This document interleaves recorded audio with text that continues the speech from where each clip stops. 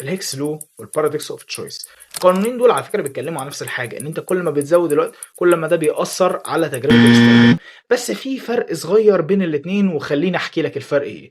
بص يا صديقي، الهيكس لو معروف ان هو بيقول ان انت لما بتزود الوقت على العميل ده معناه انك زودت اختيارات عليه. فانت لما بتزود الاختيارات بتزود الوقت الحاجه، يعني مثلا بدل ما بيعمل حاجه في ثانيتين لا بيعملها في مثلا في 4 ثواني وخمس ثواني وممكن توصل ل 10 ثواني كمان، وده بيأثر على الوقت. في حين البارادوكس اوف تشويس بيقول حاجه تانية اخطر، بيقول بقى ان انت لو زودت الاختيارات على العميل بطريقه تشله او تعمله فريز بانيك، هو مش عارف هو يروح هنا ولا يروح هنا ولا هنا. هنا في الحاله دي ممكن يحس ان التطبيق بتاعك صعب او المنتج بتاعك مش مفهوم ليه، فبالتالي يبدا يروح لمنتج تاني اسهل، يعني يطلع بره. وبدل ما مبيعات المنتج بتاعك ما بتزيد لا بتنزل وبتقل. فهنا في الحاله دي انت عندك حاجه اخطر من حاجه تانية، ان البارادوكس اوف تشويس اخطر بكتير، لان انت كده بتخسر عميل، حرفيا بتخسر مبيعات.